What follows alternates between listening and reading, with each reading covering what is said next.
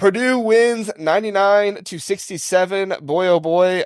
This was a bludgeoning, and Juwan Howard, I would not be surprised if he cried in the locker room after this. I'm just kidding. But no, man, this was ugly from the beginning. Of course, this was a road game for Michigan, so they didn't even have Doug McDaniel in this one, so that hurts them as well. But Braden Smith kind of went off on this one. 11 points, 10 assists, 7 rebounds, only less than 30 minutes played in this game. Didn't miss a single shot from the floor. So good game for him.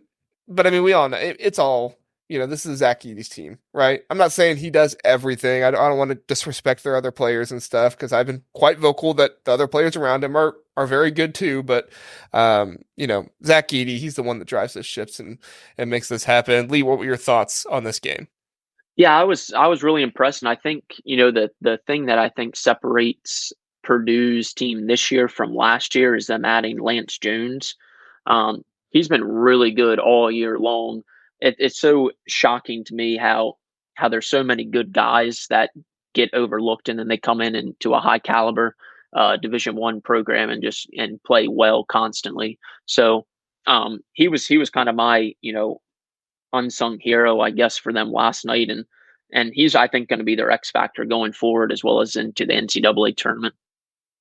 Yeah, I mean he's been the consistency that Fletcher Lawyer has it, right? I Mhm. mean, big game Fletcher, like he shows up for the big games quite often, but it's some of these sleeper games where Fletcher doesn't show up as much. And I'm a big Fletcher fan. I think Fletcher has a huge ceiling. I just don't think he reaches it often enough, and that's why you see Matt Painter throwing in Heidi every now and then because, even though Heidi doesn't have a ceiling, I think he's more consistent in what you're going to get. But I mean, that's Lance Jones. I mean, he had 24 points against Michigan, but you don't see a lot of games where, he just has 4 points or 5 points or something like that. And he gives great effort on the defensive end too. I echo that, man, because Lance Jones, he's just been a fantastic addition to this team. Kent, what were your thoughts on this game? I thought that I was happy it was the late game. For people that wanted to go to bed, they could do that early. Halftime was the time to stop watching this game. I mean, it was well in hand at that point. In fact, I wrote this down. With 9 minutes to go, all the I say scrubs. I mean that lightly. All the bench players for Purdue came in, and Purdue already had 79 points at that point in the game with 9 minutes left in the game. And they didn't stop. I mean, they scored 20 more points after that. Even the bench players wanted to get theirs, and they could.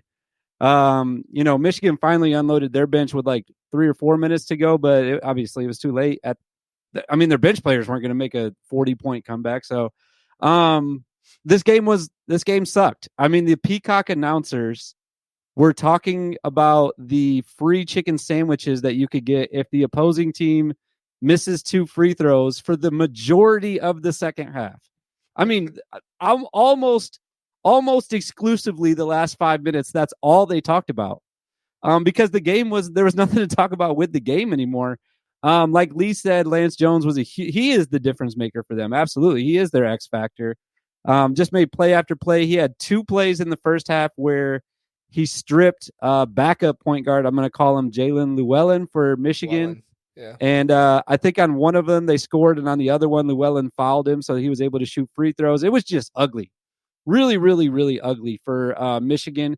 But I do have some bright spots for them. Number one is Terrace Reed, and I say this with all sincerity. I think that Terrace Reed has done the best job one-on-one against Zach Edey than anyone this year, because when he was guarding him, now I know Zach Edey still had 16 or 14. I don't have it. Yeah. Okay, 16 and 10. Yeah.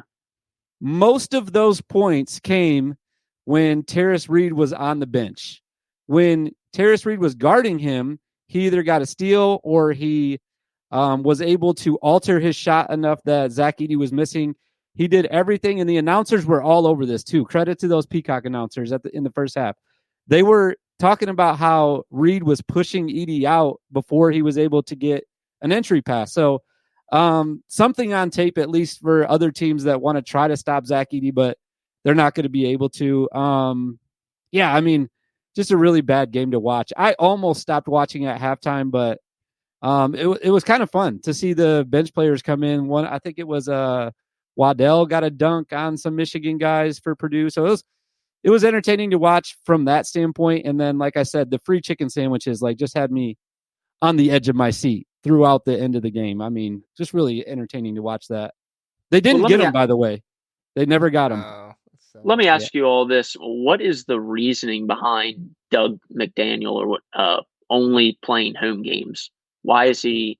He has not, from what I have read, so he has a good enough GPA for the NCAA standards, but Michigan has their own standards, and he does not have a good enough GPA for that, but it's close enough that Michigan decided they would only suspend him for away games, but he could still play home games. I guess you can study more that way. Well, I actually heard on that makes no sense. I was listening to Stu Douglas's podcast 2 days ago, and he said that there is one professor that has allowed him to either make up the work or catch up on the work. And the idea is that he's staying back from the away games to work on stuff for that professor. There's also definitely something we don't know about. That's definitely what's happening. 100%. Nobody wants to say that though, because they're just throwing a claim out there that they don't have any evidence for. But you've seen other things happen at Michigan that have gotten. Welcome to Michigan. Yeah, exactly. Yeah, I know. So 100%. I was gonna say welcome to Michigan basketball because we had the whole stuff with like Juwan with the Herbert, the strength, was it Herbert or no Sanders, the strength conditioning guy, all that stuff, and then there's rumors about Jace and why did Jet leave so early? I mean, obviously Jet left early because he was a really good NBA prospect, but there's rumors swirling all around it. But I play a game now when Purdue is blowing out teams just in my own mind, and we can play this game together really fast. This is probably more entertaining than what the recap would be if I try to go in depth. But the game I play now is what player from this team that Purdue is killing would make Purdue better on their team. Ooh, that's a good one. Olivier Nkamhoua, however you say his name. I hear it every single game, and I still can't say it.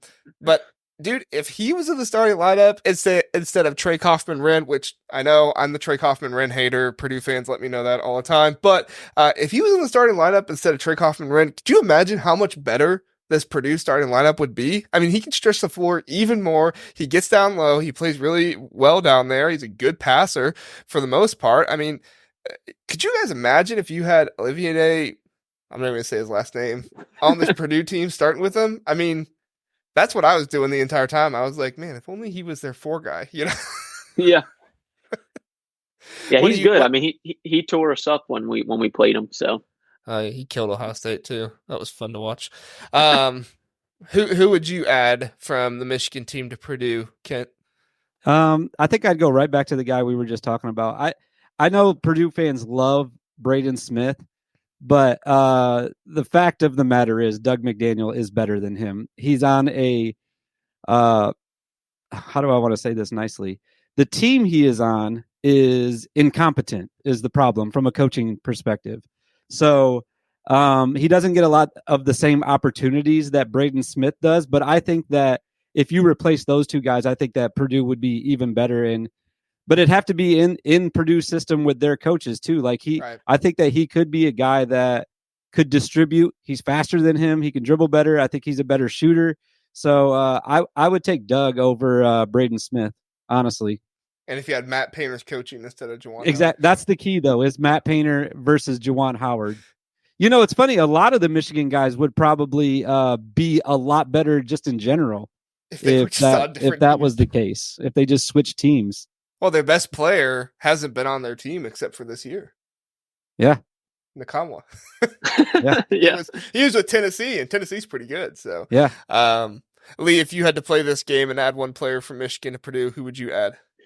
I think one of the two guys you mentioned. I don't think there's really anybody else that is worthy of being on there. And at what point do we start thinking like, all right, maybe it's Phil Martelli's time just to coach the team for the rest of the year? I mean, when Juwan was out earlier, they didn't play. It can't get any worse.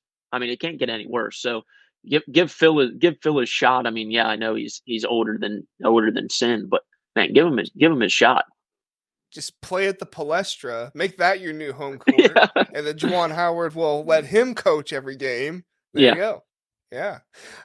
No, I think I was actually thinking about Doug McDaniel as well, but obviously he wasn't playing in this game. I realize we're probably talking about the Michigan player that didn't play more than the rest of the Michigan team in this game recap, but and that speaks volumes about Michigan right now. We're talking about a guy who didn't play. Yeah. I think Burnett would be a decent guy on Purdue too. He actually seems like Burnett's good. I think he feels like a Purdue guy more than anyone. Like he's very fundamentally sound, and the way that he shoots the ball, it kind of I think that if you switched, I don't think Gillis was in the starting lineup yesterday, but if you switched him and Gillis, I think that Purdue might get. I don't know. They're pretty similar, so it's tough to say. But I guess he would be my third option for this game that we're playing of switching players. Yeah. Burnett doesn't quite have the size of Gillis, so he wouldn't be able to fill that bigger man role, but I see what you're saying there. What if we switched it the other way, though? How would Michigan get worse if they took one of Purdue's starters? Now we're going to get Purdue fans mad at us. I like this game. Let's do it. I don't know if they would. That's the problem. I don't think any of that case would happen. If I had to add one to make Michigan worse, it would. You have to remember Juwan Howard's still coaching, so yeah. Who benefits the most from Matt Painter's good coaching? Morton, maybe. I don't know. I like Morton though. I don't know if I can say. Who would you say, Kent? Oh man, probably Lawyer, maybe. Yeah, I think his ceiling's high, but also his basement's kind of low as well. Yeah.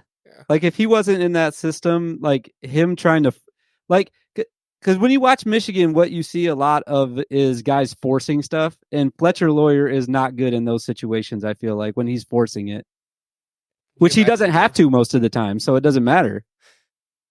Can you imagine a game where Fletcher Lawyer is just taking the ball down the court and forcing it every single game? That'd be tough. It'd be tough. Would not be pretty. Would not. One last thing I wanted to mention before we move on from this game. I started seeing Purdue's backups, and I was like, well, these guys aren't as good as Purdue starters, so maybe this, bodes well for the future of my team in the Big Ten, that Purdue won't just dominate everybody. And then Purdue, they put right next to the score table this really lanky, 7'2" guy, Will Berg. He comes into the game, and I was like, gosh darn it, Matt Painter, how'd you get another one? He's got them all, man. He's breeding them. He's a freshman, so he's done the thing where it's like, get him in for 1 year, let him learn under Zach Edey, and then next year, bam, here comes Will Berg, and he's going to be, he's 255 right now. He's going to be, 275, 280 next year, and then he's going to kill everybody. So, yeah, that was kind of depressing, but yeah. Good win. Yeah, it's tough. It's tough. So. Purdue's always going to have that guy, though. They always have an alien down low. They do. Thanks for listening to the Big Ten Huddle. Please do like and subscribe. We appreciate that. If this was your first time listening, we are the Big Ten Huddle. We cover all things Big Ten football and basketball. We have a long episode every Sunday, Tuesday, and Wednesday night, all at 9 o'clock. So come in, check us out, get in the chat, let us know what you're thinking. We would love to have you join us and learn more about the Big Ten.